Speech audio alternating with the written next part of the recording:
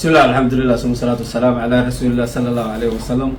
قلب وناكسن warbaahinta waa idin mahadcelina soo noqoshada igu soo noqoteen galabta xarunta degmada aad u mahadsantihiin. waxaan rabaa inaan ka hadlo dhowr qodob oo maanta wada xarig jaro oo khudbad aan ka jeedinay oo si kale loo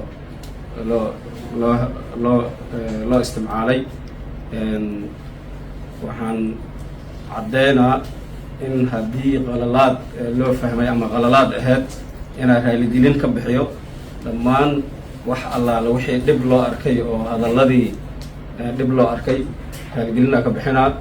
ummadda Soomaaliyeed, ummadda gobolka Banaadir, ummadda degmada Kaaraan raaligelinaa ka bixinaa dhowr hadalo oo wariyaal iyo dad YouTube soo qaateen xasaasi kale ay ku abuureen. cidaan urjeedo ma jirto, cid gooni aan u dulminayna ma jirto, hadda qof gooni oo aan sheegana ma jirto. waxaan caddeynaa mar labaad iyo mar saddexaad inaa hadalkaas oo dhibka loo arkay